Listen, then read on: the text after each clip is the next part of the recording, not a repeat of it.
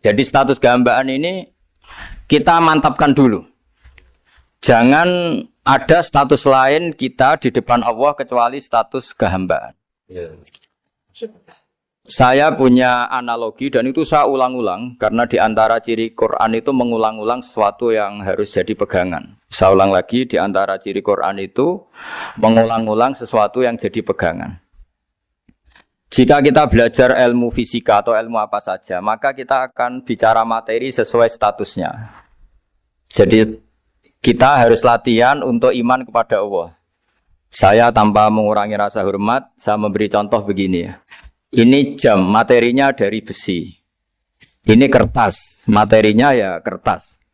Tentu secara fisik, orang akan bilang jam ini lebih kuat timbang kertas. Dan itu pasti dibenarkan dari segi materi. Tapi kalau Anda beragama dan Anda tahu bahwa pengendali alam raya ini Allah Ta'ala, maka kamu akan bilang, terserah Gus Baha. Gitu. Bisa saja jam ini saya punya niat saya hancurkan, kertas yang lemah ini saya simpan. Sehingga jam tangan ini 5 menit lagi saya hancurkan sehingga benar-benar rusak. Sementara kertas ini saya simpan sampai bertahun-tahun awet. Nah, kira-kira seperti itulah ilmu manusia. Sesuatu yang kita sangka kuat, ternyata Allah punya rencana menghancurkan itu. Dan yang kita sangka lemah, ternyata Allah punya rencana untuk mengabadikan itu. Nah, di sini pentingnya iman lahu maqalidus samawati wal ardh. Hanya Allah yang mengendalikan semua. Jadi jangan mentang-mentang kita punya ilmu bahwa materi besi itu lebih kuat timbang kertas, terus kita pastikan bahwa besi lebih awet ketimbang kertas. Kita sisakan satu keyakinan, terserah Allah, terserah pengendalinya. Nah itu agama, bilang terserah pengendalinya itu agama. Ya mungkin tadi aja problem sinyal, saya ulang lagi. Ibarat saya ini megang jam tangan, yang materinya dari besi. Ini kertas yang materinya lemah. Tentu kita akan bilang bahwa jam atau besi lebih kuat ketimbang apa? Kertas. Tapi Anda salah. Anda harusnya ngomong bahwa terserah pengendalinya. Bisa saja saya punya rencana menghancurkan besi ini sehingga 5 menit lagi hancur. Dan saya ingin mengabadikan kertas ini saya simpan di tempat yang aman. Nah kira-kira agama itu bukan anti ilmu. Sehingga agama boleh kamu mengatakan besi ini lebih kuat ketimbang kertas.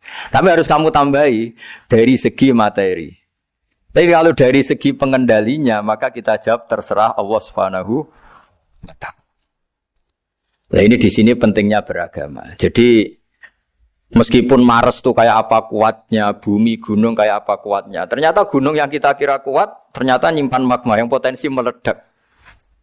Yang gunung kecil, yang kelihatan dari pasir kecil yang tidak berdaya, ternyata nggak nyimpan magma, jadi nggak direncanakan untuk diledakkan. Itu, nah agama itu seperti itu, yang disebut di surat Yasin misalnya Allah itu siapa? Biyadihi malakutu kulli, yang dalam kendalinya itu semuanya di alam raya ini. Sehingga di kehidupan nyata juga sama.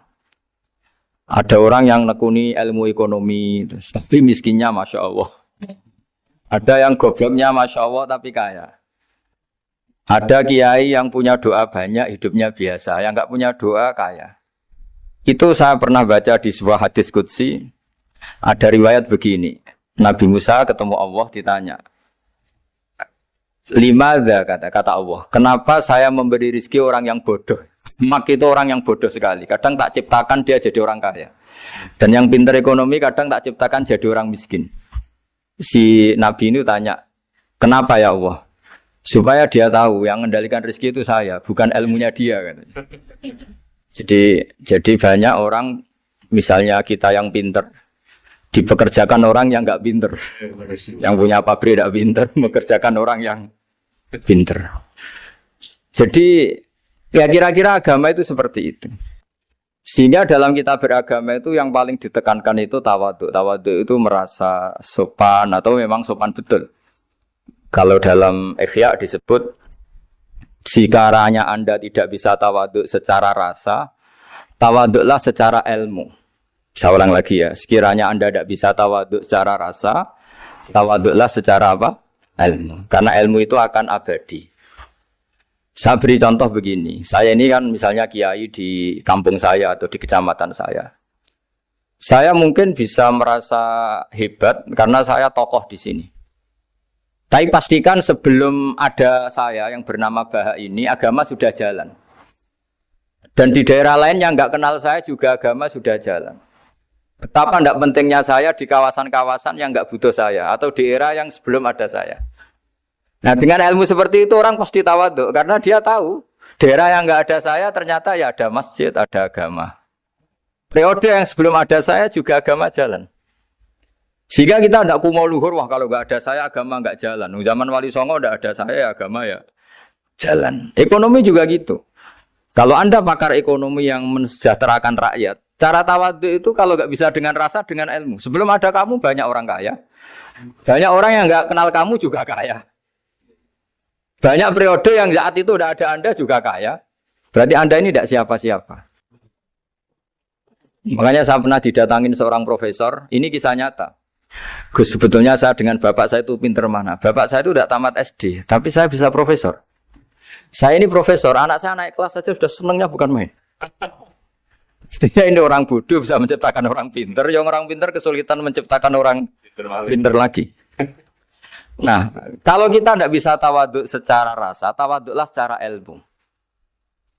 Ikhlas juga gitu. Saya sering mengajarkan ikhlas di beberapa kesempatan ngaji. Kalau Anda tidak bisa ikhlas secara rasa, ikhlaslah secara ilmu. Pasti bisa. Bukan mungkin bisa, pasti bisa. Secara ilmu. Makanya di Quran disebut fa'lam annahu la ilaha illallah. Ilmu. Fa'lam itu dari kata ilmu. Saya beri contoh. Saya mulai kecil sampai sekarang. Sekarang saya sekitar umur 50 tahun. Mulai kecil sampai sekarang itu ya bilang kalau kertas ini putih. Itu ya ada yang gaji, ada yang bayar. Tapi saya selalu bilang kertas ini putih. Yang hitam ya saya katakan hitam, yang merah saya katakan merah. Kenapa? Karena itu fakta. Saya ulang lagi, karena itu fakta. Sehingga saya untuk mengatakan putih tidak perlu ada yang bayar. Sehingga ketika kita latihan sholat, latihan ibadah, dan mengakui Allah itu sebagai Tuhan kita akan malu. Loh, faktanya Allah itu kan Tuhan. Mau mengatakan fakta kok minta upah ini gimana? Kita mengatakan Allah Tuhan itu sama dengan mengatakan kertas ini putih. Sama-sama itu fakta.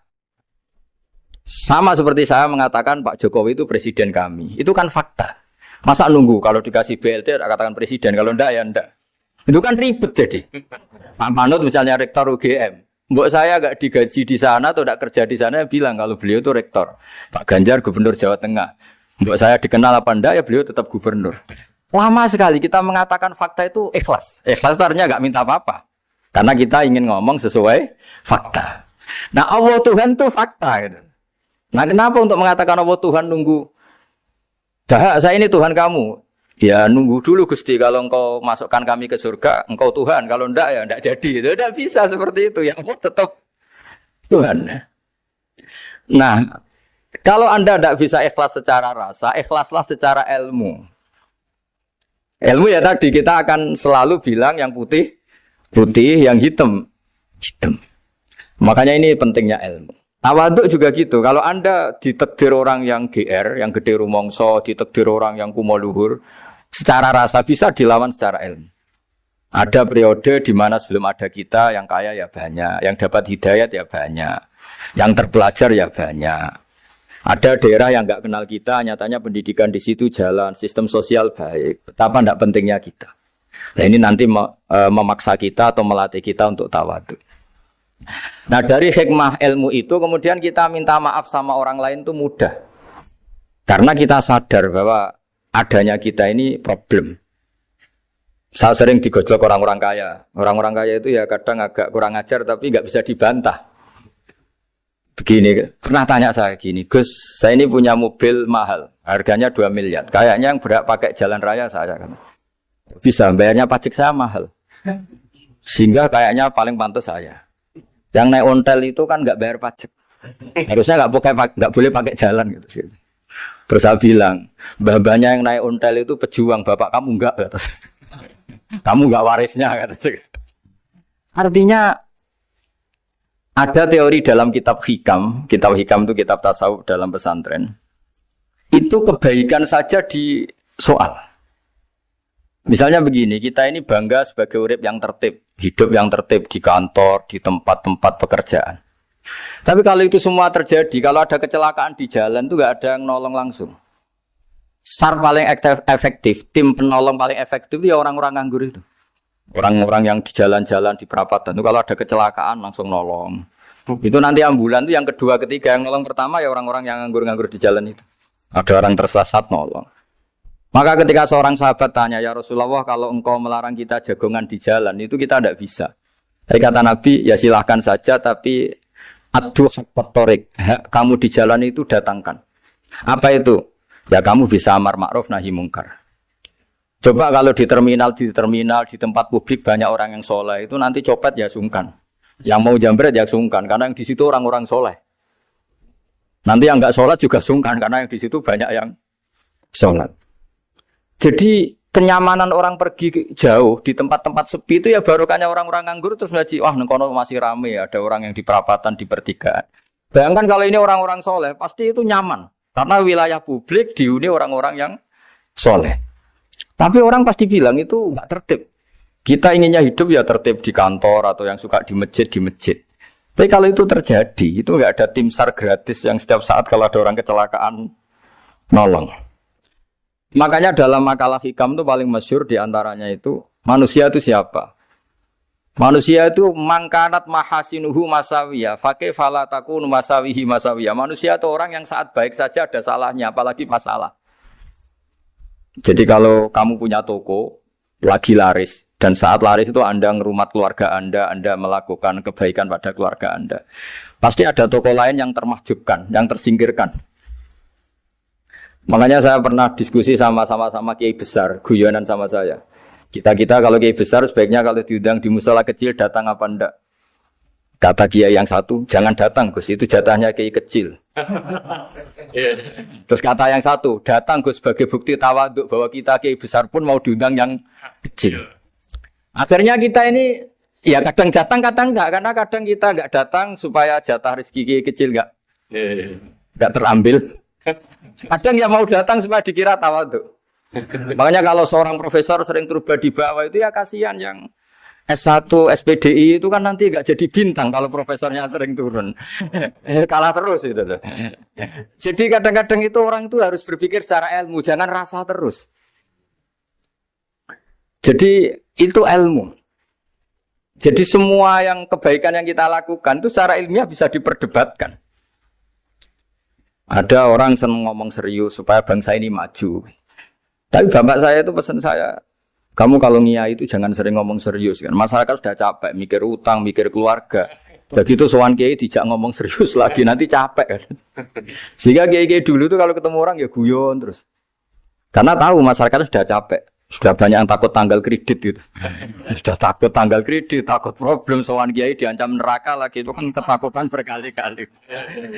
Jadi makanya ini kan kebaikan itu dievaluasi karena kita tidak nabi, tidak wali. Jadi kalau kata hikam itu apa yang Anda kira baik itu ada masalah. Apalagi sedang masalah. Saya sering cerita ada orang suami istri harmonis sekali.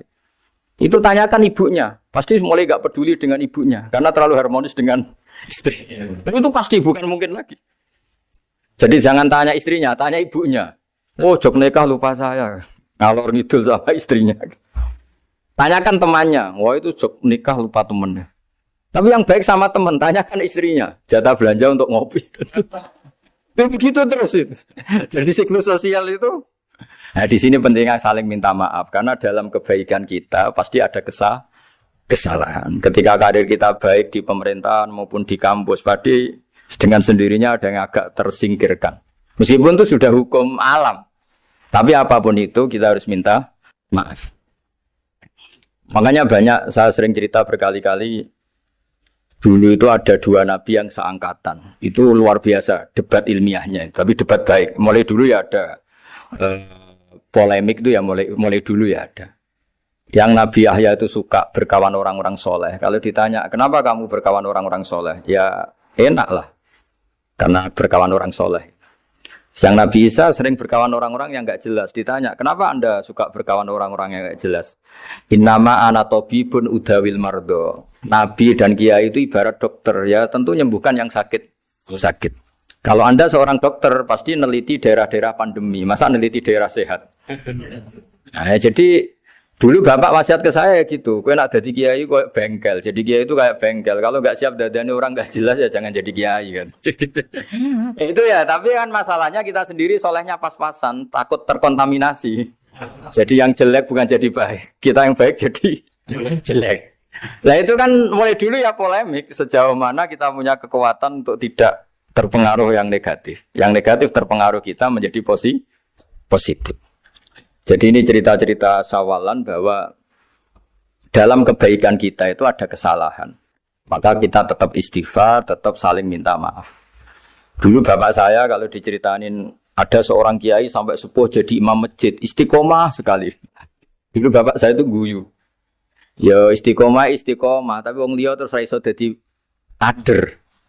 Jadi calon-calon kiai ini sudah putus asa karena enggak pernah punya kesempatan jadi imam. Jadi di balik istiqomah itu ya ada memahjubkan orang lain. Makanya alhamdulillah di Indonesia itu ada pegawai pensiun. Kalau enggak habis itu. Karena yang anyar-anyar itu mesti ini kurang pengalaman, ini kurang senior. Tapi baru kan ada pensiun kan gantian. Masalahnya di dunia kiai itu udah ada pensiun. Tambah sepuh tambah mantap, tambah sepuh tambah mantap. Nah itu sebaiknya ya mulai mundur-mundur sedikit dari imam masjid itu. Ya nyari-nyari yang lain lah supaya ada kaderisasi, ada. Jadi intinya itu di balik kebaikan yang kita lakukan pun itu ada masalah sehingga kita butuh istighfar. Di sini pentingnya dawuhnya para wali-wali dulu ada istilah wastighfaruna yahtaju ilal istighfar. Ketika kita minta maaf, sebetulnya minta maaf sendiri itu butuh minta maaf lagi. Minta maaf lagi itu butuh minta maaf lagi. Misalnya saya dengan Mas Hilmi ini akrab, pernah pakai uangnya misalnya. Itu kadang kita bayar itu malah tersinggung. Kok kayak orang lain saja bayar. Minta maaf juga gitu. Kalau kamu punya teman akrab, terus minta maaf resmi itu tersinggung. Kayak wong liya ae jaluk sepuro. Jadi kadang jaluk sepuro itu malah masalah. Itu kan sama. Kamu punya teman akrab, terus kalau mau main, assalamualaikum, sakit masuk nopo boten, angsal boten. Boleh enggak main. Itu mesti teman kamu tersinggung. Kok kayak orang lain saja. Artinya ketika Anda merasa benar karena protokoler ketika masuk ke teman, ternyata itu salah. Teman kamu maunya enggak protokoler karena sudah akrab. Tapi ketika kita merasa akrab, ternyata selonang-selonang dianggap problem. Kita tidak pernah tahu. Nah di sini kata ulama-ulama, minta ampun itu kebutuhan manusia. Karena dalam kebaikan kita pasti ada kesalahan. Makanya disebut wastighfaruna yahtaju ilal istighfar. Kita selalu diajari Rabbana dzalamna anfusana. Ya Allah, kita ini selalu mendolimi diri kita sendiri. Jadi saat kita baik pun ada unsur kesalahan. Yaitu tadi, kalau Anda jadi orang pasti ada yang termahjubkan. Kalau Anda kiai besar atau profesor atau pejabat turun ke bawah. Ya kalau gubernur turun terus ya bupati gak jadi bintang. Kalau saya kiai besar misalnya turun terus ya kiai kampung itu ya kasihan. Saya pernah diundang Manakipan tidak datang itu kiai kecil bilang matur nuwun Gus gak teko. Aduh iwake gak untuk saya katanya. Barokahnya saya ada. Itu lucu ya matur nuwun betul. Matur nuwun Gus jenengan gak dugi jadi. Akhirnya jatah besarnya untuk saya. Nah, tapi yang punya rumah komplain. Gus udah ora tau teko PP aku wong cilik. Nah ini saya harus mendahulukan versi Soibul Bait yang punya rumah apa versi kiai yang termahjubkan. Artinya pilihan apapun saya harus istighfar karena ada saja unsur salahnya. Ya makanya ini kan makanya ya saya minta UGM juga saya sering undang saya terus nanti dikira karena kampus besar Gus Bak mau juga keliru lagi. Kalau 1-2 kali mungkin boleh, kalau keseringan ya nggak boleh. Nanti itu dikira saya maunya hanya sama kampus besar, padahal saya sama RT ya sering datang juga. Nah ini yang terakhir saya bacakan teks otoritatif sebagaimana janji saya. Kata Rasulullah SAW di sebuah hadis. Ini terakhir nanti supaya nggak lama-lama saya juga punya wadhifah. Ada orang itu punya hutang. Hutang itu ya hutang, memang hutang. Singkat cerita orang itu tidak bisa bayar sampai akhirat. Dan aturannya Allah, orang yang punya hutang tidak bisa bayar ini harus diaudit, harus diselesaikan di akhirat. Kalau tidak bisa diselesaikan di dunia, diselesaikan di akhirat. Walhasil akhirnya di akhirat itu ditagih dan tidak mampu bayar. Karena di akhirat sudah tidak ada kredit, tidak ada ATM, tidak ada apa saja. Terus kata Allah, solusinya kebaikan kamu dikasihkan yang ngutangi. Ternyata kebaikan dia tidak cukup juga. Bayarnya apa? Kejelekan yang ngutangin dikasihkan yang utang. Kayak apa celakanya? Kebetulan yang ngutangi salahnya banyak, ini kan repot. Tapi Allah itu tidak suka kalau ada orang mukmin yang satu saudara kemudian masuk neraka karena saudaranya ini. Kata Allah, jika ini masuk neraka berarti disebabkan komplain atau ketidakikhlasan temannya yang mukmin. Masa orang mukmin menyebabkan mukmin yang lain masuk neraka? Allah tidak ingin. Makanya di antara nikmatnya beragama itu ukhuwah, persaudaraan. Baik persaudaraan atas nama iman atau atas nama kebangsaan atau atas nama kemanusiaan. Akhirnya si yang ngutangi ini tadi, jangan dibahasakan kreditur, nanti kita kayak bank, yang ngutangin lah nanti. Ya bahasa gampangnya yang ngutangin, karena tidak semua orang ngutangnya sama bank. Sama Allah ditunjukkan satu surga yang luar biasa. Nanti tak baca teks Arabnya ya, supaya dapat berkahnya bahasa Arab. Terus saking mewahnya surga itu, si yang ngutangin tanya, ya Allah itu untuk nabi siapa? Karena semewah itu pasti untuk kelas nabi. Atau untuk wali siapa? Katanya, terus kata Allah, sabda Allah, untuk siapapun yang mampu membeli. Lalu siapa yang bisa membeli surga semewah itu? Kamu bisa. Terus, dengan apa ya Allah? Kamu mengampuni teman kamu itu. Kamu bebaskan dari utangnya. Nanti tak kasih surga itu. Terus, akhirnya sama Allah, kata orang itu, ya Allah saya bebaskan. Ya sudah, kamu berdua masuk surga. Karena Allah tidak ingin ada kasus aneh. Dua orang mukmin ini kan bersaudara. Masa bersaudara kemudian yang satu menjadi penyebab masuknya neraka karena ini tidak mau memaafkan. Artinya kalau kita syawalan itu harus benar-benar mau memaafkan, karena kalau tidak Anda menjadi penyebab teman kamu masuk neraka. Jadi kita janganlah jadi orang mukmin yang menjadi problem bagi saudara kita. Jadi makanya saya itu berharap ada wali utang saya tidak bisa bayar, karena ini masih dibela-belain Allah ini. Karena Allah nggak ikhlas kalau ada walinya masuk neraka. Jadi kalau ada wali utang kamu, itu utangin saja, doain nggak bisa nyaur, no? Nggak bisa bayar. Nanti ini akan dibela-belain Allah di akhirat. Karena wali ini nggak pantas masuk neraka. Ya, jadi kalau ada wali utang kamu mau bayar, sudah Anda tidak usah bayar, nanti di akhirat saja. Lah yang ribet kalau yang kamu utangin dia ahli neraka, kamu nagihnya disuruh masuk neraka. Nah, itu ribet itu. Sudah utang dia ahli neraka. Ya tak baca teksnya supaya ini ada di kitab Ihya halaman 197 juz 2. Status hadisnya waqala shahihul isnad, kata Imam Hakim, hadis ini shahihul isnad. Saya baca Arabnya nanti insyaallah sebagian ya supaya kelihatan teks aslinya di bab hukukul muslim. Nama Rasulullah sallallahu alaihi wasallam jalisun izdhika hatta badat sanaya. Nabi ketika santai-santai duduk tahu-tahu tertawa sampai gigi depannya itu kelihatan. Jadi tertawa sangat sampai gigi depannya kelihatan. Yang notabene beliau sering hanya senyum, kali ini tertawa betul sampai gigi depannya kelihatan. Faqala Umar radhiyallahu anhu ya Rasulullah bi abi anta wa ummi malladhi adhakaka. Apa yang bikin kau sampai tertawa seperti itu? Qala rajulani min ummati jasaya baina yaday rabbil izzah. Dua lelaki dari umatku sama-sama sungkeman nuntut keadilan di depan Allah. Jasaya itu sungkem, duduk bersimpuh itu kalau dalam bahasa Arab itu apa? Namanya jasiyah. Faqala ahaduhuma ya rabbi khudli madlamati min hadza. Faqala wa rudda ala akhika madlamata. Qala ya rabbi lam yabqali min hasanati syai'un. Faqala wa ta'ala li talib kaifa tasna'u bi akhika wa lam yabqalahu min hasanati syai'un. Faqala ya rabbi falyahmil anni min auzari. Kalau kebaikannya dia tidak cukup, ya salah saya supaya dilimpahkan ke dia. Terus summa fadat aina Rasulillah sallallahu alaihi wasallam bil buka. Nabi di tengah-tengah cerita tuh nangis. Senangis-nangisnya karena habis seneng lalu nangis karena ini kan kebaikannya sudah dikasihkan habis cukup enggak cukup. Akhirnya kejelekan yang ngutangin ini diberikan. Makanya kalau kamu ingin masuk surga, utangi orang-orang soleh sebanyak-banyaknya. Dan doain enggak bisa apa? Nyaur. Tapi tak jamin orang soleh itu enggak suka utang. Karena hidupnya sederhana ini. Kayaknya saya tidak akan utang Mas Hilmi itu. Karena orang soleh itu hidupnya sederhana, pasti tidak butuh. Kalaupun utang paling ya untuk makan kan gampang nyaurnya apa? Terus kata Rasulullah, faqala inna dzalika la yaumun azimun yauma yahtadun nasu fihi ila yuhmala anhum min auzarihim. Terus fayaqulu wa ta'ala lil mutadzallim irfa basarak. Coba kamu lihat yang di sana itu ada apa?